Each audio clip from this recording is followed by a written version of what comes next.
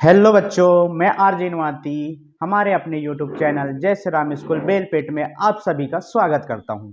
मैं आज आपके लिए लेकर आया हूं कक्षा 11वीं की जीव विज्ञान, जिसको हम इंग्लिश में बायोलॉजी भी कहते हैं।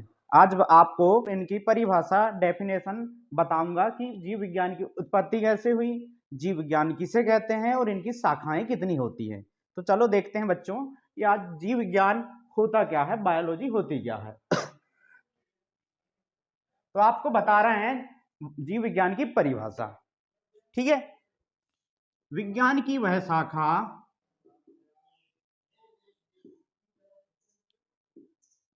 विज्ञान की वह शाखा जिसके अंतर्गत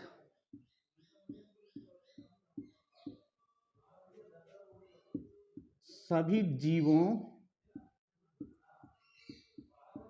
या आप सजीवों भी कह सकते हो, जीवों और या सजीवों भी कह सकते हो, जीवों या सजीवों का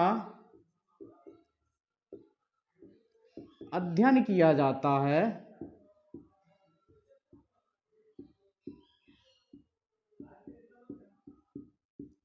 उसे ही हम जीव विज्ञान कहते हैं।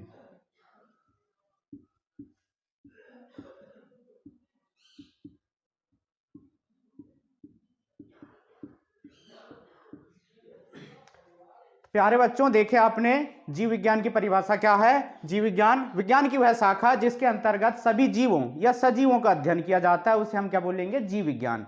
आपने देखे इसमें परिभाषा में जैसे पता चल रहा है जीवों या सजीवों शब्द आ रहा है। क्या शब्द आ रहा है बच्चों? जीवों या सजीवों। इनसे आपको समझना है, इनमें सिर्फ आपको जीवों के बारे में अध्ययन करना है। सजीव के बारे में, कोई निर्जीव वस्तु है तो उसके बारे में अगर आप अध्ययन कर रहे हो तो वो जीव विज्ञान के अंतर्गत नहीं आएगा। अब इसके बाद देखना है आपको कि जीव विज्ञान शब्द का प्रयोग सबसे पहले किसने किया। आपके दिमाग में, आपके जहन में आता होगा कि ये जीव विज्ञान तो हम पढ़ रहे हैं, लेकिन ये जीव विज्ञान शब्द का प्रयोग सबसे पहले किसने किया था। हाँ तो बच्चों, आपको बताते हैं कि जीव विज्ञान शब्द का प्रयोग सर्वप्रथम किसने किया था। तो देखना है, यहां लिख दे रहे हैं हम, ये पहला पॉइंट हो गया। दूसरा पॉइंट लिख दे रहे हैं आपके लिए, सन 1802 ईस्वी में। कब? सन 1802 ईस्वी में लेमार्क और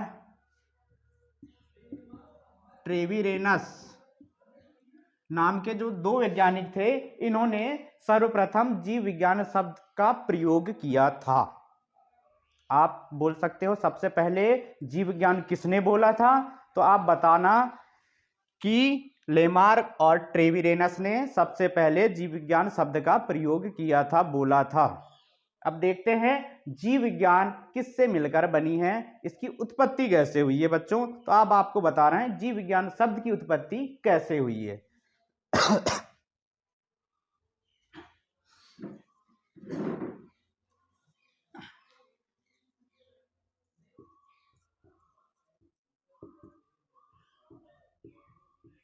जीव विज्ञान शब्द की उत्पत्ति ग्रीक भाषा के दो शब्दों से मिलकर बनी है। पहला होता है बायोज और दूसरा होता है लोजिया। ये दो शब्द से मिलकर बना है। पहला शब्द होता है बायोज, दूसरा होता है लोजिया। जैसे आपको सुनने में समझ में आ गया होगा कि बायोज से बना होगा आपका बायो और लोजिया से बना होगा लोजी। तो इनका अर्थ क्या होता है ये बताते हैं आपको। बायोज सब से मिलकर बना है आपका बायो और लोजिया से लोजी। बायो का मतलब होता है लिविंग। क्या मतलब होता है? लिविंग। और लिविंग को हम हिंदी में बोल सकते हैं जीव या जीवन। जीव या जीवन। और लोजी शब्द जो होता है उसका मतलब होता है अध्ययन करना।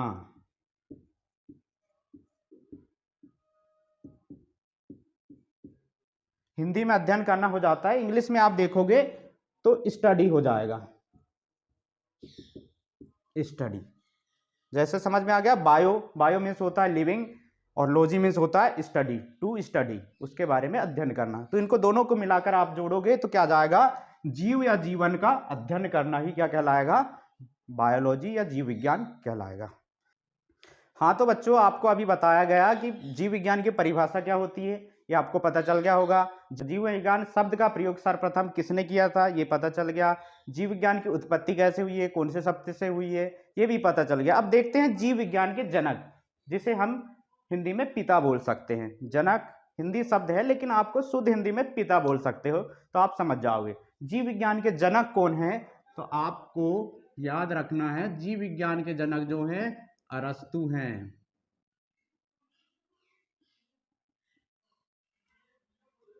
जीव विज्ञान के जनक कौन है, अरस्तु है। उनको जीव विज्ञान का पिता कहते हैं, क्योंकि इन्होंने इतना अध्ययन किया कि पूरा जीव विज्ञान की उत्पत्ति कर दी।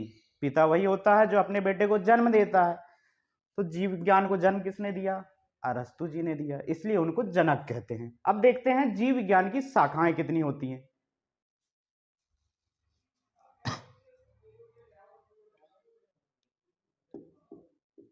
जीव विज्ञान की दो शाखाएं होती है, दो शाखाएं होती हैं।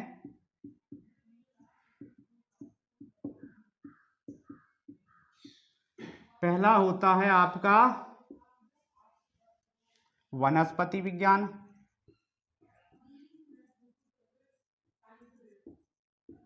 और दूसरा होता है आपका जंतु विज्ञान।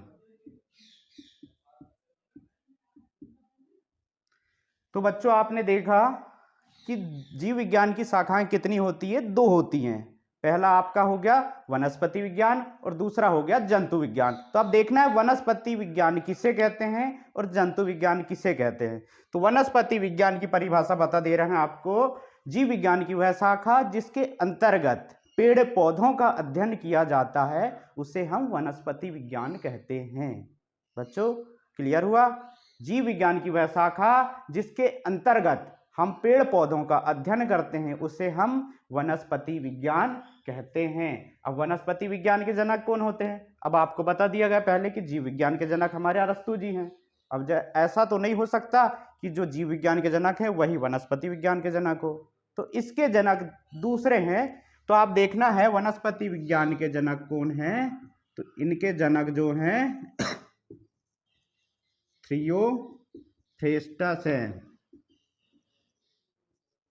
वनस्पति विज्ञान के जनक कौन है बच्चों, थियोफ्रेस्टस। आपको क्लियर हो गया होगा वनस्पति की परिभाषा, वनस्पति विज्ञान की परिभाषा क्या होती है, इसके जनक कौन है। अब देखते हैं जंतु विज्ञान, इसकी परिभाषा क्या है और इसके जनक कौन है। जीव विज्ञान की वह शाखा जिसके अंतर्गत जीव जंतुओं का अध्ययन किया जाता है, उसे हम जंतु विज्ञान कहते हैं। बच्चों एक बार फिर से सुन लीजिए, जीव विज्ञान की वह शाखा जिसके अंतर्गत जीव जंतुओं का अध्ययन किया जाता है, उसे हम जंतु विज्ञान कहते हैं। अब इसके जनक कौन है आपको बता देते हैं। आपको इसमें कंफ्यूज नहीं होना है, आपको याद रखना है जीव और जंतु, इसमें आपको दो जनक याद हो जाएंगे।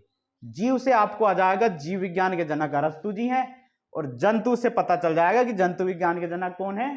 तो इसमें आपको कंफ्यूज नहीं होना है, जीव विज्ञान और जंतु विज्ञान दोनों के जनक हमारे अरस्तु जी हैं। जंतु विज्ञान के जनक कौन है, हमारे अरस्तु जी हैं। जंतु विज्ञान के जनक कौन है, अरस्तु है। हाँ तो बच्चों, आशा करता हूँ कि हमारी ये वीडियो आपको बहुत पसंद आई होगी। तो आप जल्दी से अपने दोस्तों को ये वीडियो शेयर कीजिए और उनको बोलिए कि हमारे इस YouTube चैनल को ज़्यादा से ज़्यादा सब्सक्राइब करें, लाइक करें। अगर कोई डाउट्स होता है तो एक प्यारा सा कमेंट्स करें। अब मिलते हैं आपको अगले वीडियो में। अगले वीडियो में हम आपको बताएंगे कि जीव या जीवन किसे कहते हैं। ये टॉपिक आपको लिए लेकर आएंगे अगले वीडियो में। तब तक के लिए नमस्कार, जय हिंद, जय भारत।